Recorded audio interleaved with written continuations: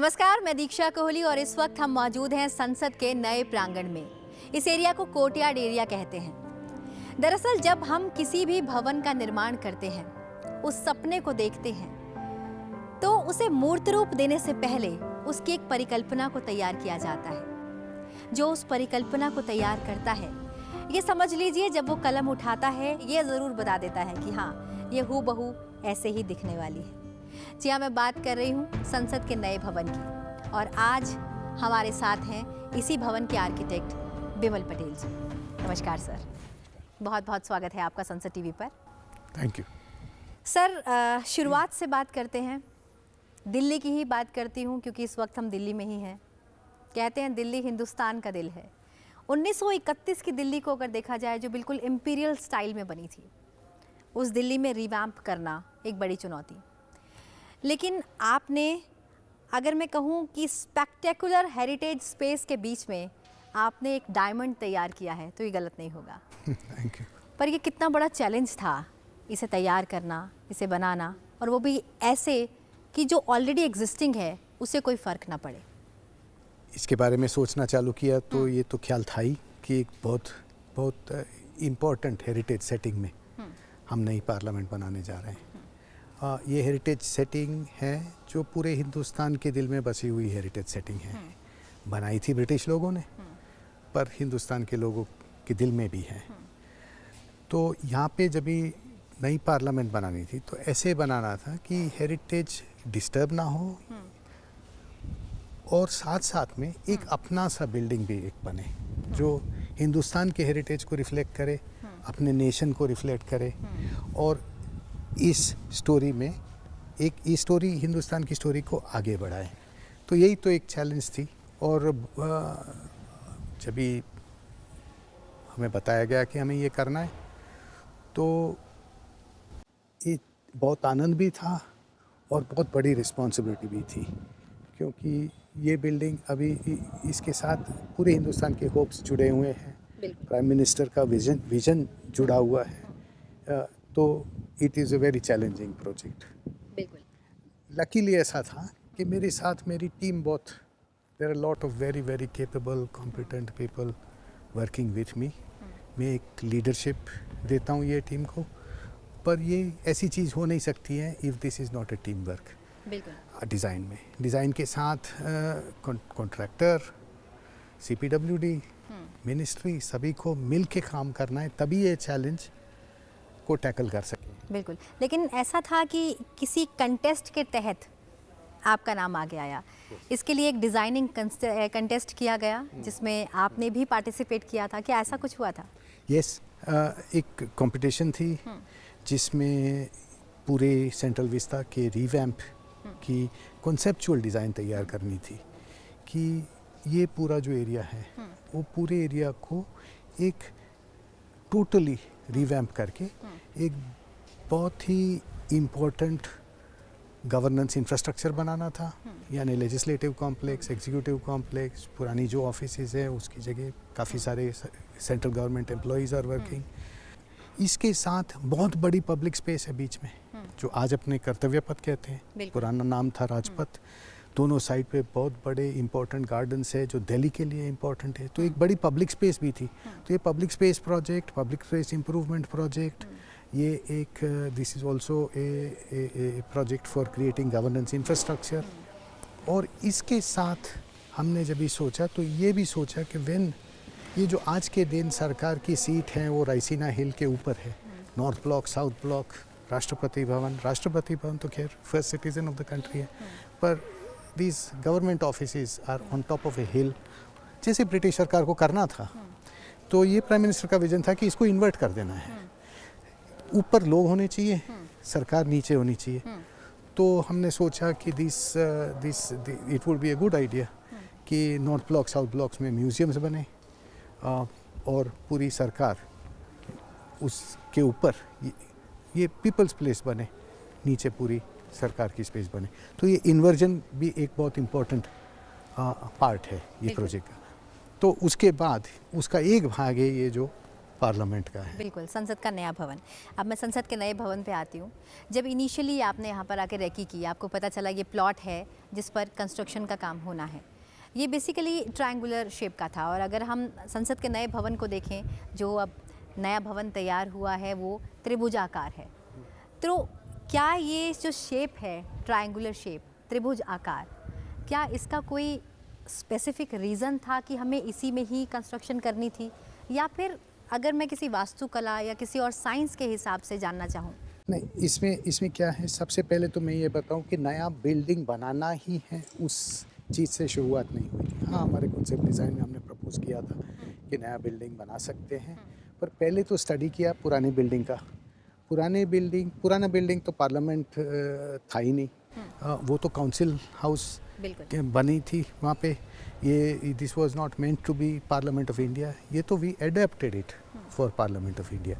अभी उसमें council house में जो चेंबर था, जो आज लोकसभा चेंबर बोलते हैं, वो एक्चुअली डिज़ाइन किया गया था फॉर 150 पीपल, जिसके अंदर आज देयर आर 542 पीपल सिटिंग। तो बहुत ही स्ट्रेस्ड फैसिलिटीज़ हैं वहाँ, काफ़ी सारी ऑफिसेज हैं, काफ़ी सारी अदर इंफ्रास्ट्रक्चर हैं, and it is a building which is wonderful, but it was never meant to be Parliament of India. It was meant to be Council House of the British सरकार, और उसको अपने adapt कर लिया है। आज we are thinking of that S. So जब study किया तभी पता चला कि नया बिल्डिंग बनाना ही होगा, क्योंकि if the parliament is to be, if Lok Sabha Rajya Sabha are to be expanded, तो वो तो पुराने बिल्डिंग में अशक्य है, तो नया बिल्डिंग करना पड़ेगा। फिर हमने ये सोचा कि नया बिल्डिंग करते हैं तो बाजू वाले प्लॉट में ही क्यों नहीं करें, क्योंकि ये बाजू वाला प्लॉट है उसमें करें और साथ साथ में करें, तो दोनों बिल्डिंग एक कॉम्प्लेक्स बन जाएंगे, और पास्ट और present and future are all tied up together, and दोनों बिल्डिंग कैन वर्क टुगेदर। तो as soon as we started doing that, it became clear कि दो बिल्डिंग साथ साथ में मिलजुल के चलना है। एक पार्लियामेंट कॉम्प्लेक्स बना रहे हैं, एक नई पार्लियामेंट नहीं बना रहे हैं, पार्लियामेंट कॉम्प्लेक्स बना रहे हैं, और दोनों आपस में they should be sitting comfortably next to each other, they should not compete with each other. तो how to match them, but not copy old parliament. Copy नहीं करना है, ये अपना हिंदुस्तान का पार्लियामेंट है, it has to be different, and at the same time it respects the heritage. So it is a approach of that sort. तो हमने जो बाहर का व्यू है उसमें we have also taken the stone to be similar. अब building का size देखोगे तो हाइट वाइट भी उनसे मैचिंग है, तो दोनों एक जैसे लगे कि हाँ हो सकते हैं दोनों साथ में, और ये अपना पार्लियामेंट कॉम्प्लेक्स है। अब प्लॉट तो ट्रायंगुलर था, तो उस और रिक्वायरमेंट काफ़ी ज़्यादा थी, तो इसमें triangular building maximum is the best option. साथ साथ में ये जो सर्कुलर ऐसे बिल्डिंग्स बनते हैं जैसे अपने टेम्पल्स होते हैं, इसको भी अपने टेम्पल ऑफ डेमोक्रेसी बोलते हैं, तो ऐसे बिल्डिंग्स को का शेप एक एक एक एक एक प्राइमरी फॉर्म से दिया जाता है। जैसे उसमें सर्कल है, इसमें अपने टेम्पल्स होते हैं, उसमें स्क्वायर्स पे पैटर्न्स बनती हैं, तो इसमें हमने डिसाइड किया कि प्लॉट है ट्रायंगुलर, और ये triangular form will work best. धीरे धीरे करते सोचते गए तो 3 कोने मिलेंगे, एक में राज्यसभा रहेगी, एक में लोकसभा रहेगी, एक तीसरा जो कोना है जिसमें जो अपने खड़े हैं यहाँ पे, ये जो कोर्टयार्ड है, यहाँ पे ये पार्लियामेंट में बहुत इम्पोर्टेंट है, लोग मिलते हैं, बातें करते हैं आपस में, तो ये उनकी कैफ़ेज और डाइनिंग स्पेस, लाउंज स्पेस बोलो ये, तो ये सेंट्रल लाउंज जो पुरानी बिल्डिंग में वो सेंट्रल हॉल ये काम कर रही थी, तो ये this is the equivalent of that space here. So ये ऐसे करके डिज़ाइन चली, धीरे धीरे करते ये प्रोसेस होता है डिज़ाइन का। एक पहले कच्ची बनती है, फिर इसको इम्प्रूव किया जाता है, लोगों को दिखाते हैं, लोगों उसकी टिका करते हैं, रिक्वायरमेंट्स देते हैं, नई रिक्वायरमेंट्स देते हैं, और धीरे धीरे करके उसका शेप फाइनलाइज होता है। आर्किटेक्ट का काम ये रहता है कि जब भी इतनी सारी डिमांड्स आए तो इस बिल्डिंग का ओवरऑल इंटीग्रिटी संभाल के रखे, यही काम है आर्किटेक्ट का। बिकॉज रिक्वायरमेंट्स तो काफ़ी कॉन्फ्लिक्टिंग आएगी, सभी रिक्वायरमेंट जो बोले वो कर दो तो ये तो जैसे हम गुजरात में बोलते हैं खिचड़ी हो जाएगी इसकी। इसका कोई शेप नहीं रहेगा, फॉर्म नहीं रहेगा। तो इसका शेप फॉर्म संभाल के रखना है, सबकी रिक्वायरमेंट्स को भी मीट करना है साथ में। तो एक बड़ा लंबा प्रोसेस है, वो चला, उसके बाद ये डिज़ाइन बनी। जब ये आपने डिज़ाइन किया इसे फाइनली, शेप हमें पता चल गई, सब जब फाइनली डिज़ाइन किया, तो ये जो जगह थी वो जो हेरिटेज जिसे अब हम संसद कहेंगे, उससे वो बहुत ज़्यादा दूरी पे नहीं थी, 20-30 मीटर के बीच लगभग ये दूरी थी। ऐसे में क्या कभी एक बड़ा चैलेंज नहीं लगा कि उसी जगह पर कंस्ट्रक्शन करना एक चुनौती हो सकती है कि उधर का काम रुक सकता है? ऐसे में इसे मेंटेन करना कि यहाँ का काम भी चलता रहे, निर्माण भी बहुत तेज़ी के साथ हो और वो काम भी ना रुके, क्या ये कभी एज अ चैलेंज लगा? देखो मैम, ये प्रोजेक्ट करने में ये 2.5 साल में इसका कंस्ट्रक्शन हुआ है। उसके अगले 6-7 महीने में उसका डिज़ाइनिंग हुआ था। बहुत सारी चैलेंजेस थी। एक तो चालू संसद बाजू में है, इधर कंस्ट्रक्शन करना है, कोविड का टाइम था। आप सोचो, फर्स्ट लॉकडाउन के टाइम में हम सब ऑनलाइन काम करके we were working on the design. उसके बाद कोविड चला, लंबा प्रोसेस चला, काम तो चलता ही रहा। बिकॉज टारगेट एक बहुत क्लियर था, प्राइम मिनिस्टर ने जो दिया था कि इसको जल्द से जल्द ख़त्म करना है। एक ये भी एक इम्पॉर्टेंट बात थी कि यहाँ अपने हिंदुस्तान में बिल्डिंग्स बनने में कितना टाइम लग जाता है। तो ये भी दिखाना था कि नहीं, हो सकता है अपने यहाँ भी एक चैलेंज को टैकल किया जाता है, मिशन मोड में सब साथ में मिल के काम करें तो ऐसी चैलेंजेस को भी टैकल कर सकते हैं। तो ये भी एक डेमोन्स्ट्रेशन था। सो ऐसी तो काफ़ी सारी चैलेंजेस आई हैं, संसद चलती हैं, सिक्योरिटी रिक्वायरमेंट्स हैं, वो तो सब अब जब आपने कहा कि एक टीम ने मिलकर काम किया आपके मार्गदर्शन में, इस टीम में कितने लोग थे और कितना समय लगा इस पूरे डिज़ाइन के इंटीरियर को तैयार करने में? देखो मैडम, मुझे आर्किटेक्ट कहा जाता है, पर जब हम फुल डिज़ाइन का काम कर रहे थे तो HCP थी और HCP के साथ काफ़ी स्पेशलिस्ट कंसल्टेंट्स थे। Structure, electrical, plumbing, acoustics, mechanical, furniture, ऐसी अप्रॉक्सीमेटली 41 अलग फर्म्स थी जिन्होंने इस डिज़ाइन में कुछ ना कुछ उनका रोल रहा है। हमारा काम होता है आर्किटेक्ट का ये सब की डिज़ाइंस को इंटीग्रेट करना और हार्मोनाइज करना और एक सब problems. So we are leading the process. जब हम सब साथ में काम कर रहे थे तो I counted at one time there were 450, 450 लोग डिज़ाइन पे काम कर रहे थे।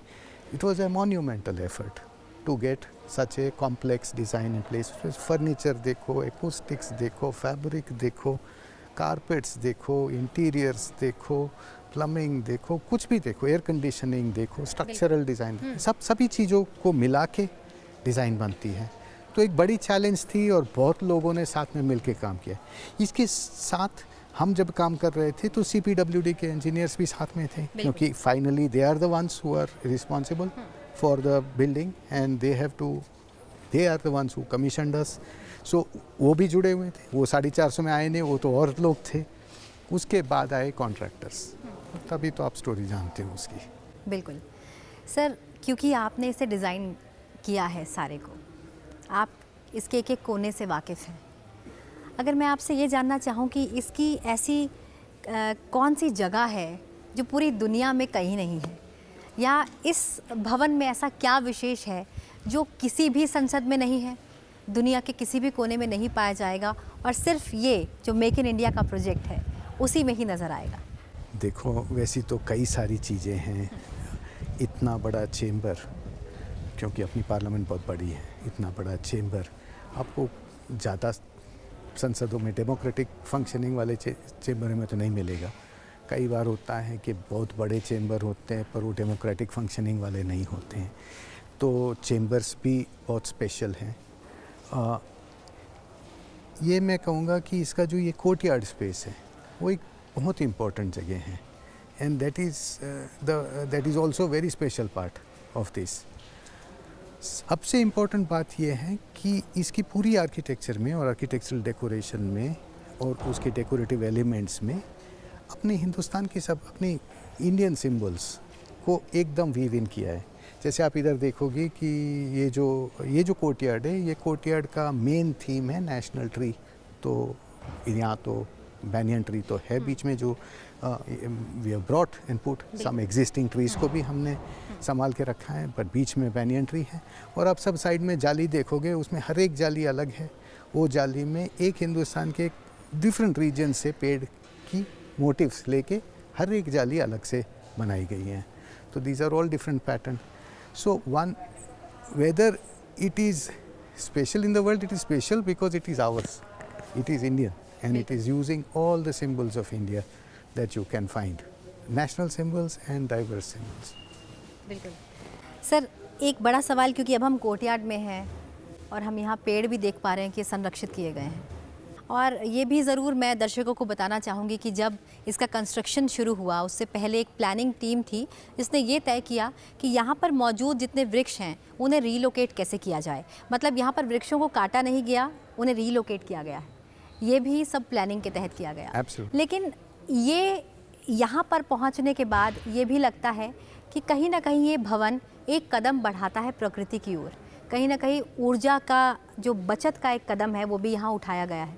ऐसे कई सारे कदम हैं जहाँ पर हम एनवायरनमेंट फ्रेंडली बनने की ओर कदम बढ़ा रहे हैं, एनवायरनमेंट सस्टेनेबिलिटी की ओर कदम बढ़ा रहे हैं। ऐसे में आप क्या कहें? ये इसमें क्या है, this is an totally energy efficient building.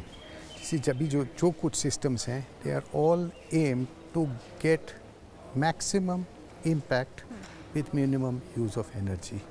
It's also a green rated building, so it is in that sense energy efficient. And जैसे आपने बताया ट्रीज़ के बारे में भी कि कोई ट्री को काटा नहीं गया, ट्रांसप्लांट किया गया है। और यहाँ तो कोर्टयार्ड में थोड़े एक पॉसिबिलिटी थी, तो यहाँ पुराने पेड़ भी एग्जिस्टिंग हैं बिल्डिंग के अंदर, उनको इंटीग्रेट कर दिया है। अच्छा सर, जैसा कि हम यहाँ पीपल के भी कुछ पेड़ देख पा रहे हैं जो पहले से यहाँ मौजूद थे, क्या इन्हें रीलोकेट नहीं किया जा सकता था? इस वजह से इस डिज़ाइन को इस तरीके से क्रिएट किया गया, या ये डिज़ाइन की मांग थी कि ये पेड़ों को यहाँ रखना चाहिए? नहीं, डिज़ाइन की मांग थी तो ये पेड़ थे और उसको डिज़ाइन में कैसे हम यूज़ कर सके। तो यहाँ पे कोर्टयार्ड बनाना था और कोर्टयार्ड में ट्रीज़ जो हैं उसको रख सकते हैं, तो वो कोर्टयार्ड को भी थोड़ा डिज़ाइन चेंज करके पेड़ को बचाए गए थे। बिल्कुल। अब मैं HCP कंपनी की बात करूंगी, उसके इतिहास से शुरू करते हैं। आपके पिता श्री हसमुख जी ने इसकी शुरुआत की 1964 के। अगर मैं प्रोजेक्ट की बात करूं, SBI का प्रोजेक्ट, वो अपने आप में एक ऐसा पहला प्रोजेक्ट था जिसे एक बड़े डिफरेंट तरीके से डिज़ाइन किया गया था, जिसमें ये माना जाता था कि जब तक बैंक के दरवाजे बंद नहीं होते तब तक सूरज की रोशनी वहाँ बरकरार रहती है। उसे इस तरीके से उसे डिज़ाइन किया गया था और सौर ऊर्जा का प्रयोग उसमें किया गया था। मतलब पहले ही प्रोजेक्ट से इनोवेशन शुरू हो गई। ईडन गार्डन्स, या फिर मैं अब के प्रोजेक्ट्स पे आऊँ, इसमें साबरमती रिवर फ्रंट है, एक और रिवर फ्रंट भी आपने तैयार किया है। काशी विश्वनाथ धाम का जो कॉरिडोर है वो तैयार किया गया है। गुजरात हाई कोर्ट तैयार किया गया है। हर डिज़ाइन अपने आप में अलग है। और सेंट्रल विस्टा प्रोजेक्ट, जिसमें आप जो हिंदुस्तान का दिल है उसको और खूबसूरत बनाने आए, तो कितना, मतलब अगर मैं इस पूरी जर्नी को देखती हूँ सर, तो ये पूरी जर्नी अपने आप में अलग है। इस जर्नी को आप कैसे डिफ़ाइन करते हैं? देखो, हमारी जो फर्म है वो तो now it is more than 60 years old.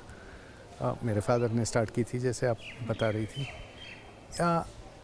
आज तो हम काफ़ी, तब मैं जब भी ज्वाइन हुआ 1984 में सबसे पहले, और फिर 1990 से मैं फुल टाइम ज्वाइन हुआ, तब तो छोटी फर्म थी। हिंदुस्तान में भी वो टाइम बिल्डिंगें भी छोटी बनती थी और बहुत समय लगता था कोई भी एक बिल्डिंग बनाने में, तो वो स्लो पेस टाइम था।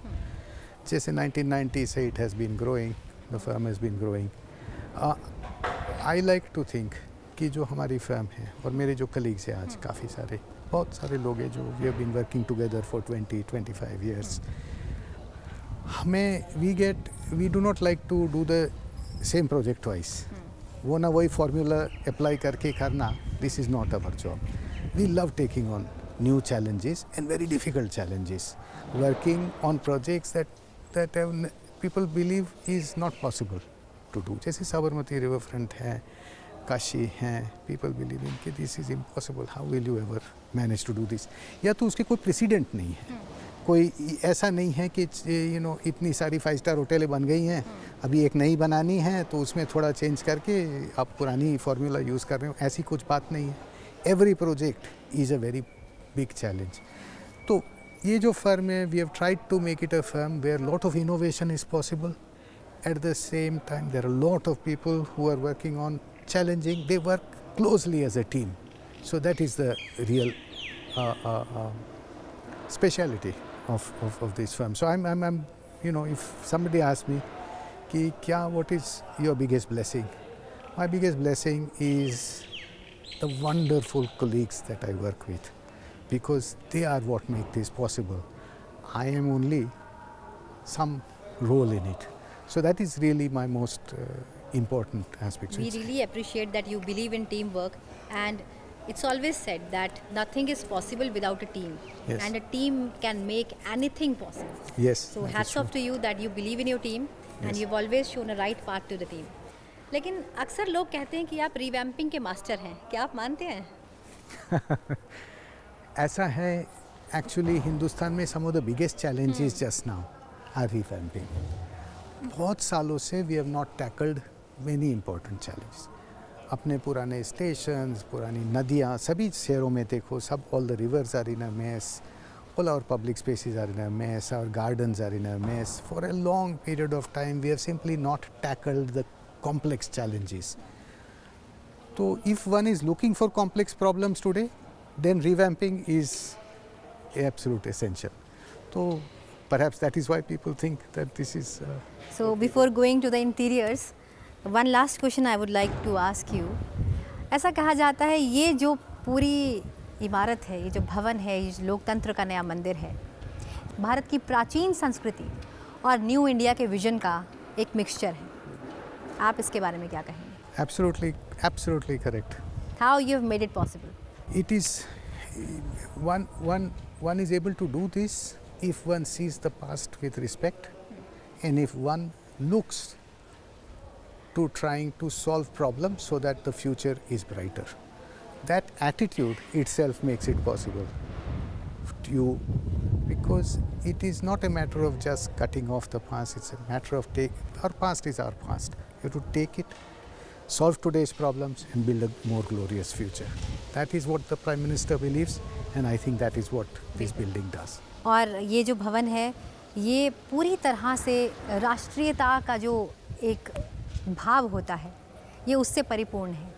जो राष्ट्रीय पेड़ है हमारा, नेशनल ट्री, उसे हम यहाँ प्रांगण में देख ही पा रहे हैं। इसके अलावा बहुत से ऐसे राष्ट्रीय प्रतीक हैं जो इसमें मौजूद हैं।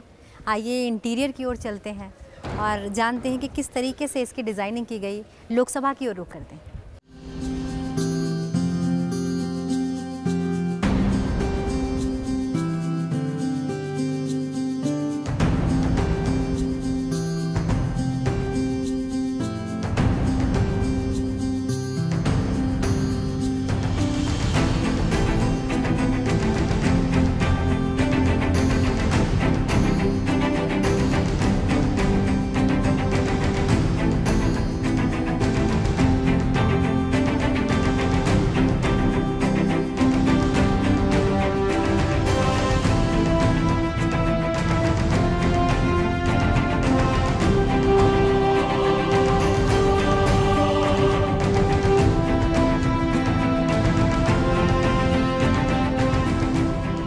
विमल सर, इस वक्त हम लोकसभा में आ गए हैं, और अगर हम लोकसभा को अच्छे से देखते हैं तो बेसिकली एक प्रॉपर थीम के तहत इसे तैयार किया गया है। इसे पीकॉक थीम के तहत तैयार किया गया है। तो क्या था जहन में कि इसे आपने पीकॉक थीम के तहत तैयार किया?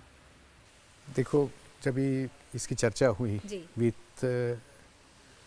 विथ पार्लियामेंट एमपीज, जब ये डिज़ाइन चर्चा की, तो सभी का ये एक सेंटिमेंट था कि पुरानी पार्लियामेंट की डिज़ाइन से ये जुड़ी होनी चाहिए, कि it should be A continuity. तो पुरानी पार्लियामेंट में तो लोकसभा में ग्रीन कलर है और राज्यसभा में रेड कलर है, वो पुराना ट्रेडिशन एक आता रहा है।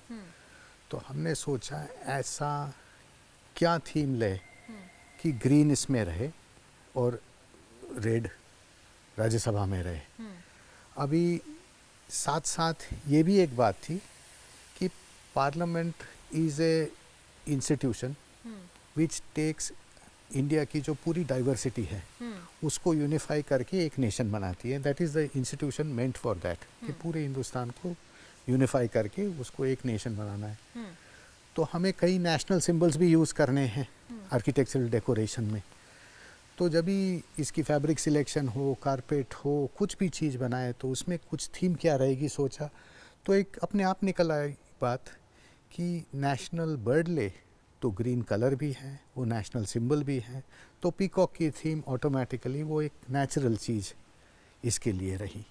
और राज्यसभा में जैसे देखो तो नेशनल फ्लावर ले ले तो लोटस हैं, उसका कलर भी मैच होता है रेड के साथ, तो सभी this is the right way to give it a theme. तो वही है। अभी इसके बाद जब भी जो कुछ भी चीज़ें करनी थी, जैसे फैब्रिक है, इसकी फैब्रिक है, इसकी कारपेट की डिज़ाइन है, इसमें फर्नीचर पे जो डेकोरेशंस हैं, या तो वुड पैनलिंग में जो कार्विंग्स करने हैं, सभी में जो सारे डिज़ाइनर्स काम कर रहे थे उनके लिए एक यूनिफाइंग थीम हो गई कि भाई पीकॉक के फेदर के हिसाब से और पीकॉक के फॉर्म से लेके आप कुछ एब्स्ट्रैक्ट करके कोई डिज़ाइन बनाओ। इसमें कई लोग जुड़े हुए हैं इस डिज़ाइन में। फर्नीचर डिज़ाइनर है, इसमें फैब्रिक डिज़ाइनर है, कारपेट डिज़ाइनर है, अलग अलग जगहों पे हो रही थी डिज़ाइन। तो सबके लिए एक यूनिफाइंग थीम हो गई। जाली जब भी बनानी थी, ये जो पूरे चेंबर में नेचुरल लाइट लाने, तो जाली के लिए क्या लोगे, वहाँ भी एक थीम पीकॉक की लेके हमने डिज़ाइन की। तो यही थीम है इसके अंदर।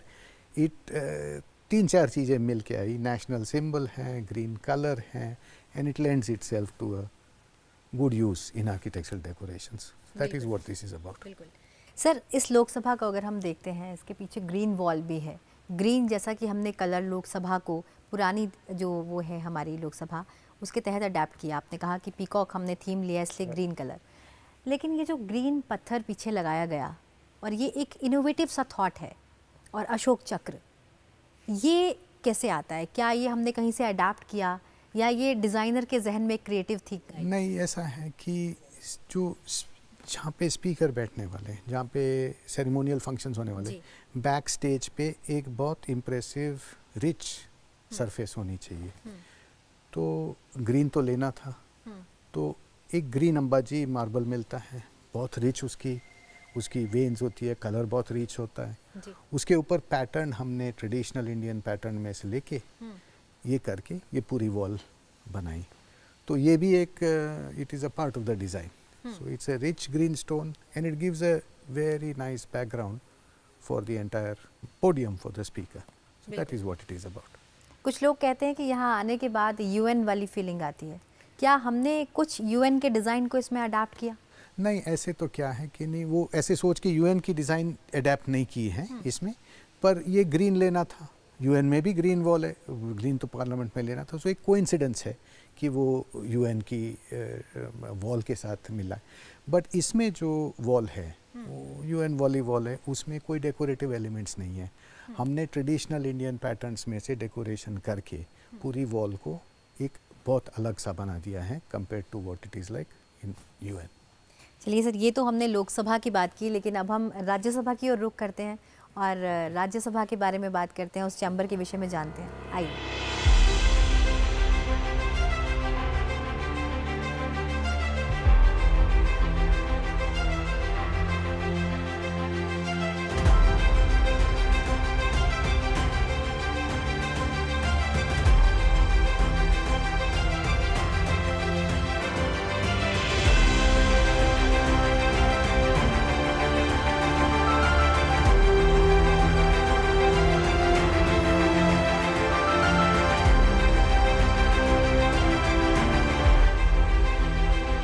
तो सर फाइनली अब हम राज्यसभा चैम्बर के अंदर आ गए हैं। नई राज्यसभा पहले से काफ़ी अलग है, स्पेशियस भी है और सिटिंग कैपेसिटी भी ज़्यादा है। अगर मैं एरिया वाइज बात करूं तो लोकसभा से ये थोड़ी सी छोटी है, लेकिन इसकी भी एक स्पेसिफिक थीम है, लोटस थीम, फ्लावर थीम। इसके थीम का जहन में कैसे आया कि यही थीम हो और इसी थीम पर काम किया जाए? जैसे कि आपने लोकसभा में तो बताया कि हरा रंग ही हमें रखना था, यहाँ पर भी आपको लाल रंग रखना था, लेकिन why flower theme? Flower theme नहीं, we were looking for national symbols. See because parliament में पूरे आर्किटेक्चरल डेकोरेशन में देखो तो एक दो बातें हैं। एक, parliament as a institution, as I said, is about taking diversity of India and making it into one nation. Right. So we wanted to use architectural decorations में कई डाइवर्स, अपने पूरे हिंदुस्तान में जो आर्किटेक्चरल डेकोरेशंस है अलग अलग एरियाज में, जी। उनमें से चीज़ें लेके we have tried to create architectural decoration of all the parliament so that it reflects the diversity of India.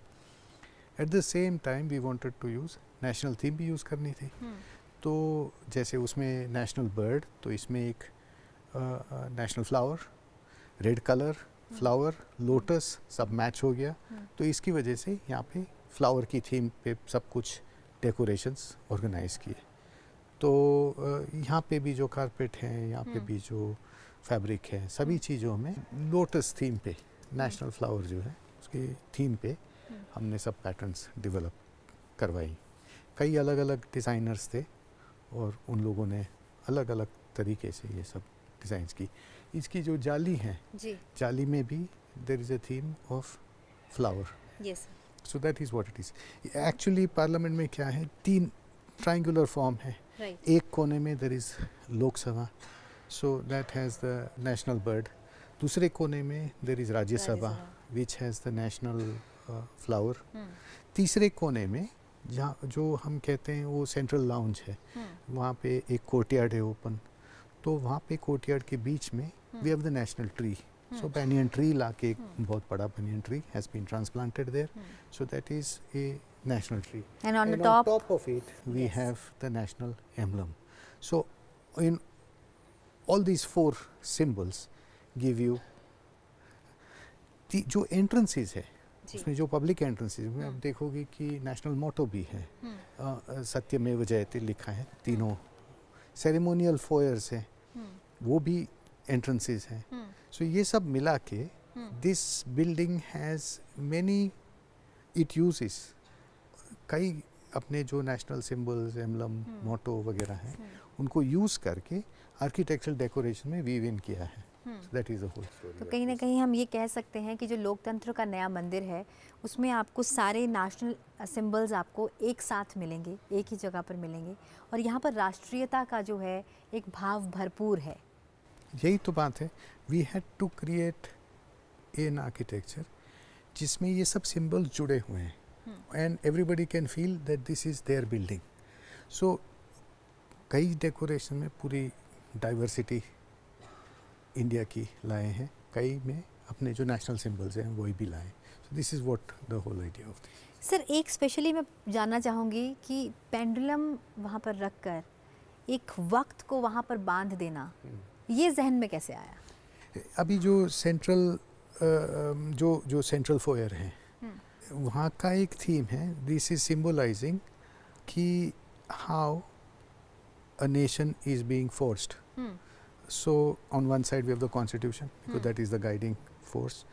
The passing of time is reflected by the pendulum. On the two sides you have the people wall. So the people of India, through the passing of time, with a constitution in front of them, are trying to build a nation. That is what that space is trying to signify. So that is the main idea here. आइए आगे चलते हैं और parliament के बारे में और बातें करते हैं और जानते हैं कि पुराना भवन और नया भवन एक साथ कैसे डायमंड बनाते हैं।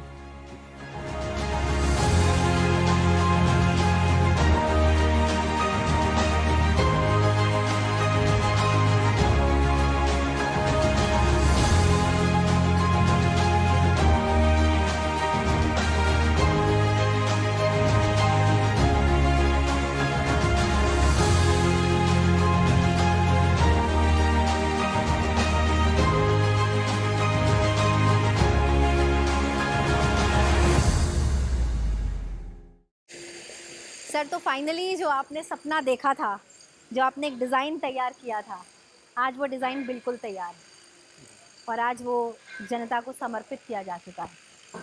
अब कैसी फीलिंग आती है जब आप इस ग्रैंड स्ट्रक्चर को हूबहू सामने देखते हो, जो आपने डिज़ाइन करके लोगों को एक सपना दिखाया था कि हाँ, अब जो देश का नया लोकतंत्र का मंदिर होगा वो कुछ ऐसा होगा।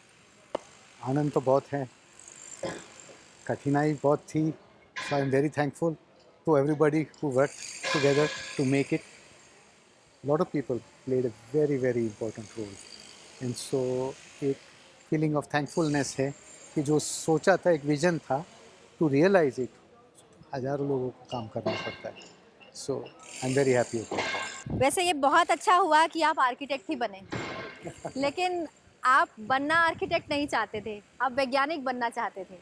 लेकिन फिर वैज्ञानिक से आर्किटेक्चर की ओर कैसे स्विच हुए, और आज क्या लगता है कि वो डिसीजन सही था? नहीं, कई बार ये जो आर्किटेक्ट का प्रोफेशन है, ये बहुत डिफ़िकल्ट प्रोफेशन है, because you have to work with lots of people. So always when lot of people come together, that something good is possible. So that has its own challenges. कई बार ऐसा लगता है कि वैज्ञानिक होता, suppose I was theoretical physicist, तो अपने room में बैठे बैठे काम करूँ तो कितना आसान रहता है comparatively. पर अभी ऐसी चीज़ें होती है तो एक इसका बहुत ही satisfaction भी होता है बिल्कुल। कि बन गए। एक जो डिज़ाइनर होता है वो एक प्रोजेक्ट का जनक होता है दरअसल, उसके लिए एक बेबी होता है हर प्रोजेक्ट। आपने इतने बड़े बड़े प्रोजेक्ट किए, अगर मैं आपका एक पर्सनल फेवरेट पूछूं तो आप किसे कहें? नहीं, ऐसा कोई नहीं है, बहुत सारे हैं जिसमें बहुत मेहनत की है। हर एक आदमी को अपना घर, जो एक्चुअली मैं और मेरी वाइफ भी आर्किटेक्ट है, हम दोनों ने साथ में मिल के डिज़ाइन किया है, that is perhaps still the one that gives me greatest Joy and greatest comfort. पर वो तो एक बहुत पर्सनल And चीज़ है। somewhere your skill was added to the destiny also. Yes, so some other places it is this, but amongst the projects that I have done, this is perhaps the most significant, so there is no question. बिल्कुल। आपको इतने सारे awards मिले sir, Padma Shri. This is the biggest award. बिल्कुल, पद्मश्री विमल पटेल, जिन्हें architect award, world architect award, prime minister award for excellency और ऐसे कई सारे अवार्ड्स मिले देश विदेश में। क्या आप ये मानते हैं कि लोकतंत्र का नया मंदिर बनाना अपने आप में कहीं बहुत बड़ा award? That is the biggest award that is possible. To have such an opportunity, such a responsibility put on oneself, this is a great blessing. Thank you so much sir, हमसे बातचीत करने के लिए।